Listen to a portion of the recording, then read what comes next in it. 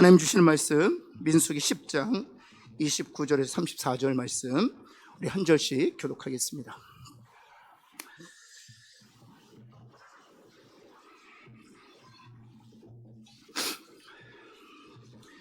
민수기 10장 29절 말씀 제가 먼저 보겠습니다.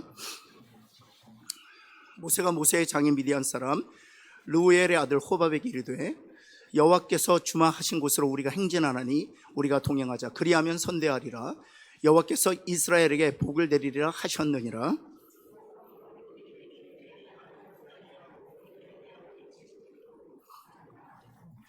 모세가 이르되 청하건대 우리를 떠나지 마소서. 당신은 우리가 광야에서 어떻게 진칠 것을 아나니 우리의 눈이 되리이다.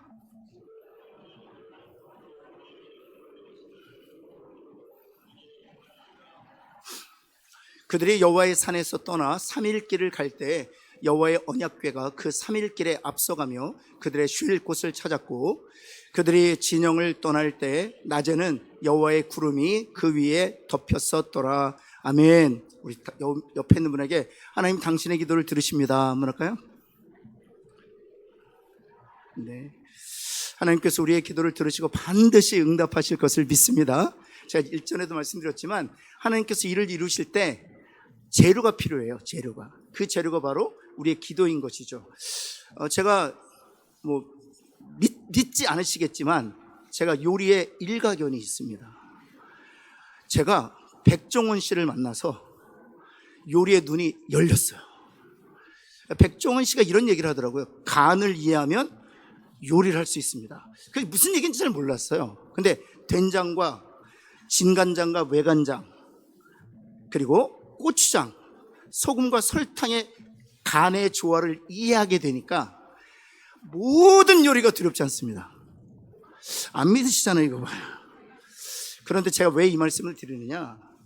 제가 만약 하나님이라고 하십시다. 그래서 맛있는 요리를 하고 싶어요. 요리를 하려면 된장찌개를 보면 기본적으로 뭐가 필요해요? 물이 필요합니다. 또 뭐가 필요합니까? 된장이 필요합니다. 또 뭐가 필요합니까? 제가 좋아하는 애호박이 필요합니다. 또 뭐가 필요합니까? 그렇죠. 요즘 된장에 다 들어있기 때문에 간장, 소금 필요 없어요. 토담 된장이면 끝입니다.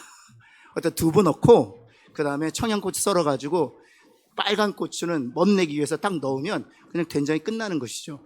근데 이 재료가 필요하다는 말씀을 드리고 싶은 거예요. 된장찌개 하나라도 재료가 필요해요. 하나님께서 우리 가운데 일을 하실 때 재료가 필요해요. 그 재료가 뭔지 아세요? 기도예요. 기도. 우리가 기도했던 그 모든 기도가 하나님이 일을 하실 때 사용할 재료란 말이죠. 교회를 위해서 기도할 때에도요, A는 이렇게 기도하고 B는 이렇게 기도하고 C는 이렇게 기도해요. D는 이렇게 기도합니다. 근데 그 기도가 중구난방인 것 같죠? 그렇지 않습니다. 된장찌개에 들어가는 여러 가지 재료가 필요한 것처럼 각각의 기도를 하나님께서 재료로 버무셔서 가장 멋있는 요리를 창조적으로 만드신다는 것이죠. 그래서 우리의 기도를 하나님께서 필요로 하신다는 것입니다.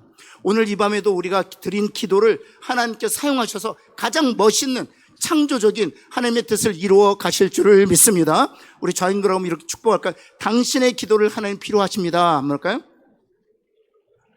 그런 면에서 하나님께서는 저희들을 동역자라고 부르시는 것이고요. 하나님께서 가장 기뻐하시는 이들은 기도하는 이들입니다. 기독교의 역사는 기도하는 사람들을 통해서 이루어졌기 때문에 그런 것이죠. 오늘 말씀을 통해서 함께 은혜를 나누고자 하는데요. 세 가지만 짧게 살펴보면서 은혜를 기도하도록 하겠습니다. 첫 번째, 아주 중요한데요. 한번 같이 한번 읽어볼까요? 굉장히 중요합니다. 시작. 하나님께서는 반드시라는 단어가 들어가야 돼요. 누구 안에서 우리를 인도하신다? 그리스도 안에서 우리를 인도하신다는 사실입니다. 여러분, 오늘 우리가 10장을 읽었는데요. 이 이야기는 9장하고 연결되어 있어요. 9장 17절부터 22절까지 보면 하나님께서 이스라엘 백성들 광야에서 어떻게 인도하시는지를 보여주고 있습니다. 17절 한번 볼까요? 구름이 성막에 떠오를 때에는 이스라엘 자손이 곧 행진하였고 구름이 머무는 곳에 이스라엘 자손이 진을 쳤다. 여기 잘 보시면 구름이 떠오를 때에는 행진했고 구름이 머무는 곳에는 진을 쳤다는 사실입니다. 떠오를 때는 행진했고 머물 때는 그곳에 진을 쳤다는 것이죠. 그리고 나서 19절 말씀입니다. 구름이 성막 위에 머무르는 날이 어느 정도 될 때에는, 오래될 때에는 그곳에 오래 머물렀겠죠. 그러면 20절 말씀 볼까요? 구름이 성막 위에 머무는 날이 어떨 때? 적을 때도 있었다. 오래일 때도 있었지만 적을 때도 있었다는 것입니다. 그 다음 21절 한번 볼까요? 얼마나 적었는가? 구름이 저녁부터 아침까지 있다가 아침에 그 구름이 떠오를 때는 행진했다는 거예요. 언제부터 구름이 머물기 시작했다고요? 그곳에? 저녁 때요. 그래서 짐을 다 풀었어요. 그리고 진을 쳤습니다. 그런데 아침에 구름이 떠오르는 거예요. 반나절도 되지 않는 것이죠. 12시간도 머물지 않았어요. 그럴 때는 그들은 어김없이 짐을 꾸려서 행진했다는 것이죠. 그리고 나서 22절, 하나님께서 40년 동안 이 구름으로 어떤 방식으로 인도하셨는지를 구체적으로 말씀하고 있어요. 이건 같이 한번 읽어볼까요? 시작. 이틀이든지 한 달이든지 1년이든지 구름이 성막 위에 머물러 있을 동안에만 머물렀다는 겁니다. 이틀 머물러 있으면 이틀 그곳에 머물렀었고요. 한 달 구름이 머물러 있어 한 달 머물렀었고요. 1년 머물러 있었으면 1년을 그곳에 머물렀었다는 사실입니다. 이와 같이 하나님께서 있어야 할 곳, 가야 할 곳을 친히 인도해 주셨다는 것이죠. 이런 축복을 저와 여러분이 누리기를 예수 그리스도는 축원합니다. 40년 동안 이스라엘 백성을 이와 같은 방식으로 인도하신 것은 하나님께서 오늘도 이와 같은 방식으로 우리를 인도하기를 원하신다는 사실입니다. 그렇다면 이 구름이 시작된 날이 있을 거 아니야. 그럼 구름이 언제 시작되었을까요? 1번, 홍해를 건넌 뒤부터 구름이 나타났다. 1번. 뭐를 그렇게 동의하시지 않는 눈빛 같아요? 보기를 더 달라는 눈빛 같아요. 2번, 시내산에서 율법을 받고 나서 그 다음에 구름이 나타났다. 여기도 별로 그렇게 동의하시지 않네요. 3번은 모르겠다. 4번은 목사님이 지금 설교를 통해서 말씀해 주실 것이다. 몇 번일까요? 4번입니다. 4번. 예, 홍해를 건넌 뒤도 아니에요. 시내산에서 모세가 율법을 받은 뒤도 아닙니다. 만나가 내리고 메추리가 내려서 사람들이 배불리 먹은 때로부터도 아니에요. 언제부터 구름이 시작되었는가를 보는 게 되게 중요해요. 하나님께서 출애굽기간 동안 하나님께서 이틀 또는 한 달 또는 1년 하나님께서 구름으로 그들이 가야 할 곳, 머물러야 될 곳, 행진할 길을 일일이 다 알려주셨는데 그 구름이 언제 시작되었는지를 아는 게 되게 중요해요. 그 전까지는 구름 없이 모세의 생각대로 또 지도자의 뜻대로 옮겨 다녔어요. 그런데 이때로부터는 구름이 머물면 그것이 이틀이든 한 달이든 1년이든 머물렀고요. 바로 그 다음날 아침에 구름이 떠오르면 행진했습니다. 걱정하지 않아도 돼요. 구름 따라서 살면 되었기 때문에. 언제부터 그랬느냐, 이게 중요해요. 15절 한번 볼까요? 9장 15절에 보면 우리 한번 이건 같이 한번 읽어볼까요? 시작. 성막을 세운 날에 구름이 성막 곧 증거의 성막을 덮었고. 무엇을 세운 날에 구름이 시작되었다고요? 이게 중요해요. 그 전까지는 모세는 고민했어야만 했습니다. 홍해를 건넌 뒤 이 200만 년에 되는 백성들을 어디에서 재울 것이며 또 어느 곳을 행진해야 될지 골머리가 아팠을 거예요. 근데 구름이 나타났을 때부터는 걱정하지 않아도 돼요. 구름 따라 살면 되었기 때문에 하나님의 인도함을 따라 살았기 때문에. 근데 구름이 언제 나타났냐가 중요해요. 성막을 세운 날에 구름이 나타났다는 사실입니다. 그렇다면 이 성막은 무엇을 의미하는 것입니까? 그렇죠. 성막은 바로 요한복음 2장 21절 한번 볼까요? 성막이 성전이 된 것이잖아요. 솔로몬 시대. 한번 같이 한번 읽겠습니다. 시작. 그러나 예수는 성전된 자기 육체를 가리켜 말씀하신 것이라. 네, 분명히 무엇이라고 말씀하고 계시냐면 성막은 곧 예수 그리스도 자신의 육체다라고 말씀하고 계신다는 것이죠. 그렇다면 이 성막이 어떤 방식으로 이스라엘 공동체 가운데 섰는지를 우리가 볼 필요가 있습니다. 한번 제가 사진 하나 보여드릴게요. 성막 이제 보이시나요? 성막이 어디에 있습니까? 정확하게 가운데 있습니다. 그리고 그 주변에 몇 지파의 텐트가 있을까요? 그냥 대표적으로 한 개씩만 그려 놓았지만 사실은 200만 명이라고 생각해 보세요.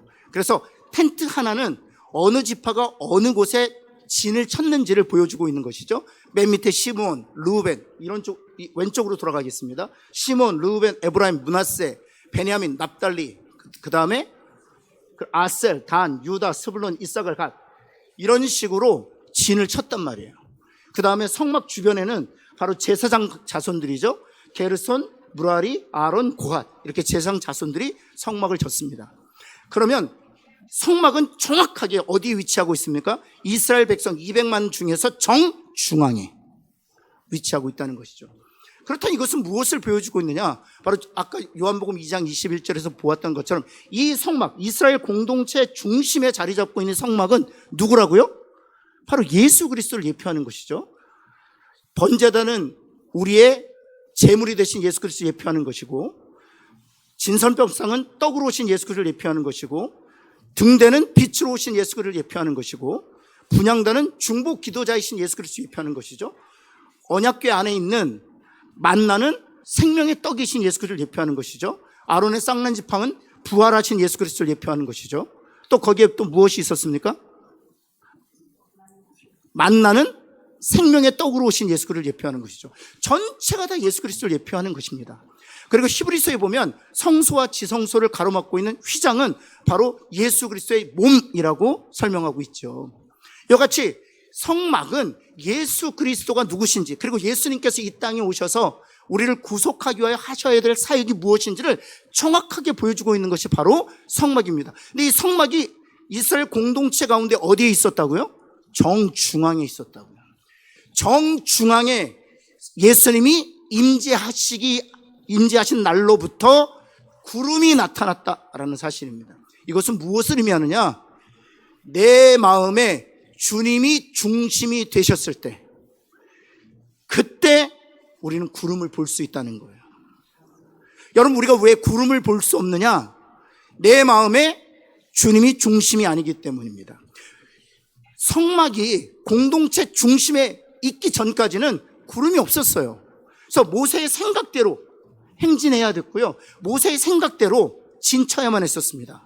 근데 중심의 성막 대신 예수 그리스도가 임재하신 이후로부터는 그럴 걱정이 없었다고요. 구름이 요단강 건널 때까지 인도했다는 것입니다. 우리가 날마다 우리 마음에 예수 그리스도를 중심으로 삼으면 우리도 이 땅에서 이스라엘 백성들처럼 구름을 보며 살게 될 줄을 믿습니다. 따라서 예수 그리스도를 중심으로 삼는 때 가장 중요한 것은 그래서 예배예요. 예배를 통해, 예배가 예수 그리스도가 나의 중심이라는 것을 내가 증명할 수 있는 자리이기 때문에 그렇습니다. 한 번은 제가 그 부목사 때요, 어느 장로님과 제가 대화할 기회가 있었어요. 그 장로님이 제가 볼 때는, 그 당시에 제가 볼 때는 신실한 분이라고 저는 생각했어요. 근데 그때 어떤 일이 있었냐 하면, 제자 훈련하고 사역 훈련하고 수요예배 드리고 금요 철회하고 이러다 보니까 성도들이 일주일 내내 나와야 되는 지경에 이르게 된 거예요. 제가 지경이라는 단어를 쓰는 이유가 있습니다. 그런데 그 장로님 저에게 그런 얘기를 하셨어요. 목사님, 저는 교회의 이런 상황이 너무 마음에 안 든다는 거예요. 저 부목사니까 편하게 저한테 오셔서 말씀하실 수 있는 거예요. 월요일도 나오고 화요일도 나오고 수요일도 나오고 목요일도 나오고 금요일도 나오고 토요일도 나오고 이런 상황이 맞득치 않다는 거예요. 그래서 진짜 너무 놀라서, 왜요 장로님? 저는 목사님 처치맨이 되고 싶지 않아요, 그러는 거예요. 저 깜짝 놀랐어요. 제가 그 장로님께, 초대교회 성도들은 날마다 예배드렸습니다. 초대교회가 그렇게 파워풀한 교회가 될 수 있었던 것은 그들이 날마다 예수 그리스도를 마음의 중심으로 삼았기 때문입니다. 왜 우리가 이 땅에서 구름을 보지 못하느냐? 중심에 예수님이 계시지 않기 때문이요. 우리의 마음의 중심에 예수님이 살아 계신다면, 우리의 마음과 생각에 예수님으로 충만하다면, 그래서 초대교회 성도들처럼 날마다 예배 드림으로 말미암아 예수 그리스도를 내 마음으로 충만하게 모셔드릴 수만 있다면 우리들도 이 땅에서 구름을 보며 살게 될 줄을 믿습니다. 여러분, 바울 한번 보십시오. 그렇게 예수 그리스도 전하다가 매 맞고 빌립보 감옥에 던져졌어요. 그럼에도 불구하고 거기서 예배 드렸잖아요. 예배 드렸을 때 주님이 그 마음과 중심 가운데 충만하게 임재하셨고 그 결과 옥문이 열렸어요. 그리고 그가 해야 될 길을 바로 보여주셨어요. 사랑하는 성도, 오늘도 다르지 않다고 믿습니다. 우리 마음에, 우리 가정에, 우리 교회에 주님이 중심이 되신다면 반드시 우리도 이 땅에서 이스라엘 백성들처럼 구름을 보며 살게 될 줄을 믿습니다. 왜 우리 청년들이 가야 할 길이 보이지 않아서 방황하는 것일까요? 주님이 중심에 계시지 않기 때문이에요. 저들이 바로 예수 그리스도를 주로 삼아 마음으로 주님을 충만하게 모셔드릴 수만 있다면 주님이 친히 가야 할 길을 보여주실 줄을 또한 믿습니다. 여러분, 두 번째 같이 한번 읽어볼까요? 시작. 하나님께서는 두 기둥으로 우리들을 인도하신, 주님이 중심이 되셨을 때, 주님이 우리 가운데 충만하게 되셨을 때 너무나도 선명하게 보여요. 내가 해야 될 일, 내가 결정해야 될 일, 내가 선택해야 될 일, 너무나도 선명하게 보여요. 그런데 주님께서는 우리 가운데 중심으로 충만하게 임재하심으로 구체적인 두 가지 방법을 사용하심으로 우리를 인도하세요. 그 구체적인 두 가지 방법이 바로 구름기둥과 불기둥이라는 거예요. 성막과 구름기둥과 불기둥은 다릅니다. 예수를 예표하는 성막이 공동체 가운데 있었고요. 그리고 구름기둥과 불기둥으로 하나님께서 인도하셨다는 것입니다. 다시 말씀드립니다. 주님이 중심이 되셨을 때 하나님은 구름기둥과 불기둥이라는 도구를 통해서 이스라엘 백성들을 인도하셨다는 거예요. 우리 마음에 예수 그리스도를 중심으로 모셔드리는 것으로 충분하지 않아요. 중요한 것은 주님이 두 가지 방법을 통해서 오늘도 우리를 인도하신다는 사실을 아는 것이 중요합니다. 21절과 22절 한번 다시 한번 볼까요? 구름이 저녁부터 아침까지 있다가 아침에 밤낮 있다가 떠오르면 이틀이지 한 달이지 1년이면 구름이 그런 방식으로 인도하셨다는 것입니다. 그런데 출애굽기를 보면은요, 구름기둥뿐만 아니라 불기둥도 등장합니다. 우리 출애굽기 13장 21절, 우리 한번 이것은 같이 한번 읽어볼까요? 처음부터 같이 한번 읽겠습니다. 시작. 여호와께서 그들 앞에서 가시며 낮에는 구름기둥으로 그들의 길을 인도하시고 밤에는 불기둥으로 그들에게 비추사. 누가 먼저 가신다고요? 여호와께서 먼저 가셨다는 거예요. 여호와께서 먼저 가시고, 그리고 무엇으로 이스라엘 백성을 인도하셨다고요? 낮에는 구름기둥으로 인도하셨고 밤에는 불기둥으로 인도하셨다는 것입니다. 지금도 마찬가지예요. 모든 예수 그리스도로 말미암아 하나님의 자녀 삼으신 그들 인생 앞에서 하나님께서 먼저 가고 계시다는 것입니다. 그래서 낮에는 구름기둥으로 밤에는 불기둥으로 우리를 인도하시는데, 그 구름기둥과 불기둥이 무엇인지 우리가 알고 있어야 되지 않습니까? 무엇인가 하면 바로 그것은 두 기둥, 말씀과 기도예요. 한번 옆에 있는 거, 말씀과 기도라는 두 기둥으로 당신을 인도하십니다. 한번 할까요? 말씀이란 기둥과 기도라는 두 기둥으로 인도하신다는 것입니다. 성전에 솔로몬이 지은 성전 있죠? 두 개의 큰 기둥이 있어요. 그 기둥의 이름이 뭔지 아세요? 보아스와 야긴이라는 기둥이에요. 그 두 기둥은 무엇을 상징하는 걸까요? 그렇죠. 말씀과 또 하나 기도라는 기둥이에요. 실은 구름과 불기둥을 상징하는 것이었는데 말씀과 기도를 상징하는 것입니다. 이것은 하나님께서 우리에게 가시적으로 보여주시는 거예요. 우리가 요단강은 바로 우리의 죽음의 강이지 않습니까? 요단강 건너가 만날이, 요단강 건너가기 전까지 성막 대신 예수 그리스도가 우리 가운데 중심이 되셨을 때, 개인적으로 보면 내 마음의 중심이 되셨을 때, 가정 가운데 주님이 중심이 되셨을 때, 교회 가운데 교회 중심이 예수님이 되셨을 때예요. 잘 보세요. 내 마음속에요, 주님이 중심이 되시지 않고 세상이 중심이 되시면, 세상이 중심이 되면 다 세상의 방식대로 결정합니다. 세상의 방식대로 판단합니다. 가정도 역시 마찬가지. 잘 보세요. 가정에 남편이 중심이 되면 모든 결정과 선택은 누구에 의해서 결정됩니까? 남편에 의해서 결정됩니다. 때로는요, 중심이요, 아들이 되는 경우도 있어요. 아들이 중심이 되면 어떻게 그 가정의 모든 결정은 누구에 의해서 결정될까요? 아들에 의해서 결정됩니다. 교회도 역시 마찬가지예요. 누군가의 사람이 그 교회의 중심이 되면 어떻게 될까? 그 사람의 뜻에 의하여 다 왜곡돼요. 뒤틀어져요.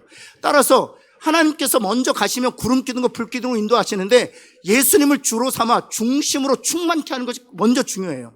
그 다음 중요한 것은 중심이 되셨을 때 말씀과 기도로 우리를 인도하신다는 분명한 인식이 있어야 된다는 사실입니다.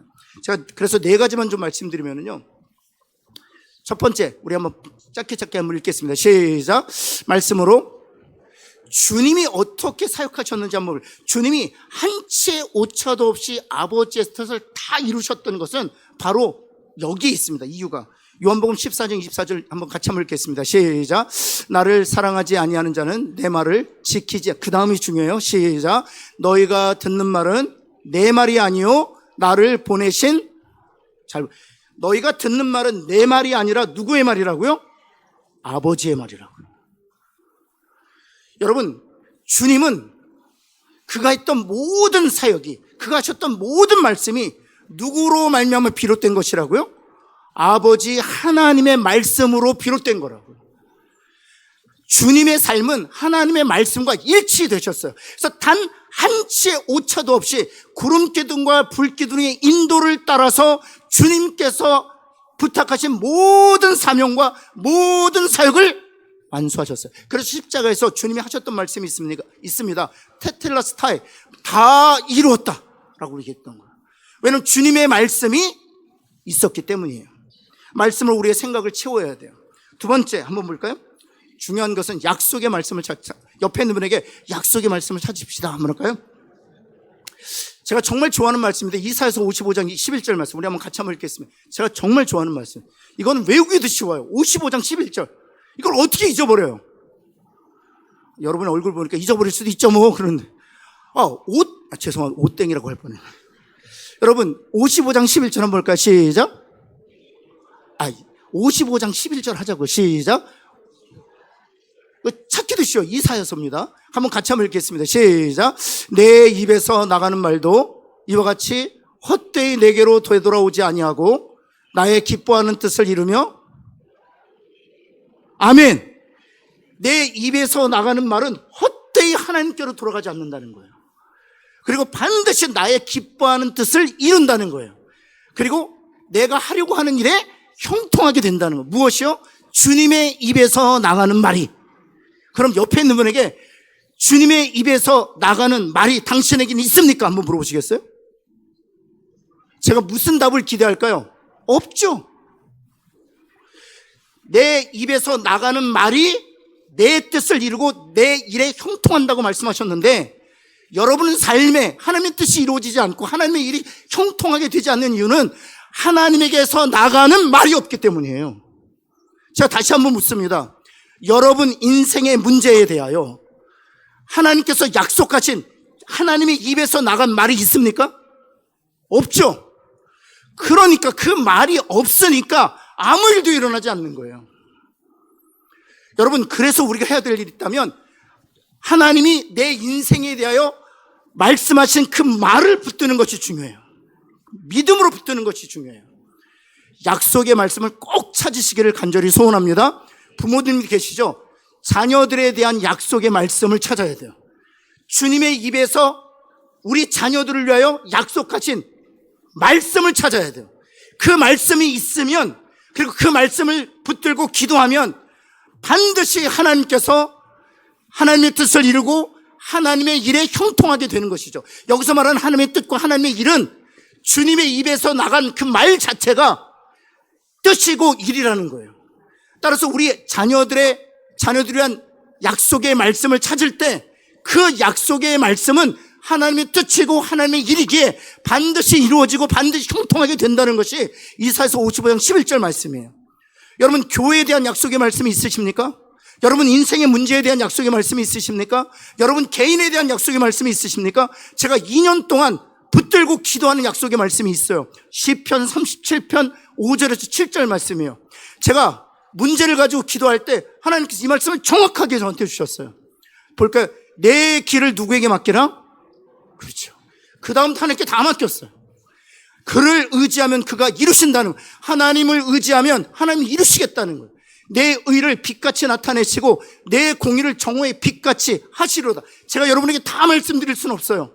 그런데 이 두 번째, 내 의를 빛같이 나타내시고 내 공의를 정오같이, 제 상황에 정확하게 주시는 말씀이었어요. 그리고 제가 해야 될 일을 여기서 또 말씀, 여호와 앞에서 잠잠하고 참고 무엇하라? 기다리라면서. 제가 2년 동안 이 말씀을 붙들고 기도하고 있어요.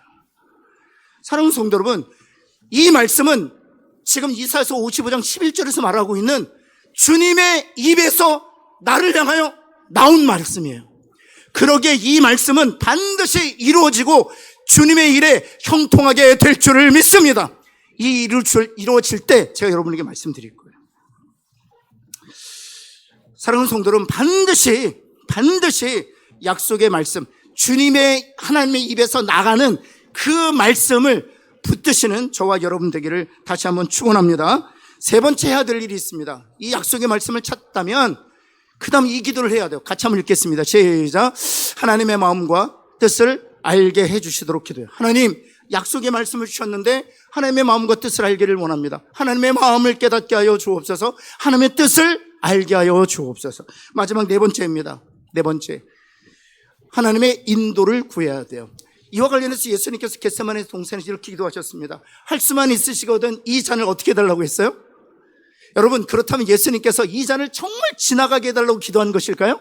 아니에요. 하나님의 뜻을 구하고 있는 거예요. 하나님의 마음을 알고 싶은 거예요. 하나님, 제 마음은 이 잔이 지나갔으면 좋겠다는 것이 제 마음인데, 제 생각인데 하나님의 뜻은 무엇인가요? 라고 묻고 있는 거예요. 그리고 나서 그가, 예수님이 이윽고 기도하시잖아요. 나의 뜻대로 하지 마옵시고 누구의 뜻대로 하옵소서? 아버지의 뜻대로 하옵소서. 사랑하는 성도 여러분, 하나님의 마음과 뜻을 알려달라고 기도하는 밤 되시기를 예수께서 축원합니다. 그리하면 하나님이 우리의 길을 인도한, 그 주님이 멋지게 십자가를 지었습니다. 그 모든 고난을 다 감당하셨어요. 왜냐하면 하나님이 구름과 불기둥으로 스텝 바이 스텝 주님이 가셔야 될 길을 인도하셨기 때문이에요.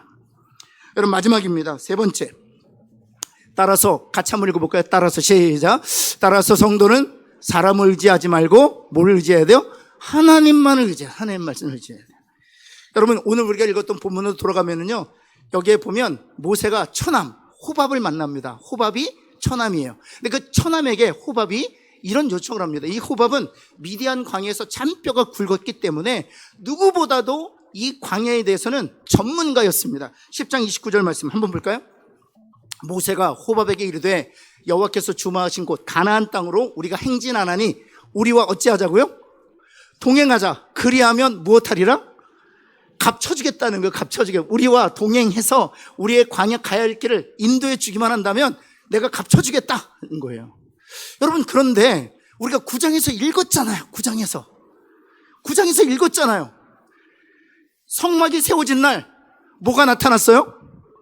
구름기둥이 나타났잖아요. 그래서 이틀 또는 한 달 또 1년을 머물다가 떠나면서 하나님께서 친히 인도하셨잖아요. 그런데 지금 호밥을 만나서 무엇을 요청하고 있는 거예요? 우리와 동행하자고 하는 거예요. 그리고 나서 심지어 이렇게까지 요청합니다. 그냥 동행하자는 게 아니에요. 이유가 여기 있어요. 30절 한번 볼까요? 30절. 근데 호밥이 뭐라고 해요? 나는 안 간다 그래요. 나는 안 간다. 그러자 다시 설득합니다. 31절 한번 볼까요? 31절. 우리를 떠나지 마소서. 그리고 뭐라고 됩니까? 우리가 광야에서 어떻게 지칠지를 당신은 알지 않습니까? 그러면서 무엇이라고 얘기해요? 시작. 우리의, 이런 불신앙이 어디 있어요? 누가 이미 이스라엘 백성들이 눈이 되셨어요? 하나님이 눈이 되셨잖아요. 옆에 있는 분에게 언제까지 그럴 거냐 한번 할까요? 대체 언제까지 그럴 거예요? 하나님께서 주님을 중심으로 모시면 구름기둥과 불기둥, 말씀과 기도로 우리를 친히 인도하신다고 말씀하셨는데 언제까지 곁눈질하면서 언제까지 호밥에게 도와달라고 요청할 것이냐, 언제까지 나의 눈이 되어달라고, 나를 위한 전문가가 되어달라고 요청할 것이냐 라고 말한다는 거예요. 주님이 얼마나 안타까워하시겠어요. 너무 안타깝죠. 그런데 31절에 그런 내용이 있잖아요. 33절 한번 볼까요? 주님이요, 하나님이 아무 얘기도 안 하세요. 33절에 이런 이야기가 등장합니다. 그런 대화가 진행되고 나서 호밥이 떠나요. 그리고 나서 그 다음에 잘 보세요. 여호와의 언약궤가 3일길 앞서가며 그들의 무엇을 찾았어요? 언약궤는 누구를 예표해요? 성막도 예수님을 예표하지만 언약궤 자체가 누구를 예표해요? 예수님을 예표하잖아요. 예수님이 3일길 앞서 가셔서 그들이 쉬어야 될 곳을 찾으셨다는 거예요. 주님이 친히 찾으셨다는 거예요. 그 다음 34절 한번 볼까요? 낮에는 여호와의 구름이 어떻게 되었어요? 그들을 덮었다. 구름이 여전히 그들을 인도했다는 거예요. 이것을 통해서 말씀하시는 것이 무엇입니까? 세상 사람들이 우리의 눈이 아니라는 거예요. 하나님이 우리의 눈이라는 거예요. 우리 청년들, 세상 사람들이 여러분의 눈이 아니라 하나님이 여러분의 눈인 것을 믿음으로 굳게 붙드시기를 예수 그리스도는 축원합니다. 그 신앙이 우리 가운데 있어야 돼요. 여러분 직장에서 일할 때도 역시 마찬가지입니다. 직장 상사가 우리의 눈이 아니에요. 주님이 우리 눈이 되셔야죠. 우리 교회에서도 제가 눈이 아니에요. 주님이 우리 눈이 되셔야 되는 거예요. 우리 가정에서도 우리 남편이나 기도 많이 하는 어머니가 눈이 아니에요. 물론 주님이 어머니를 통해서 말씀하실 수 있죠. 그러나 그 어머니 자체가 눈이 아니에요. 그 안에서 역사하시는 주님이 눈이시지.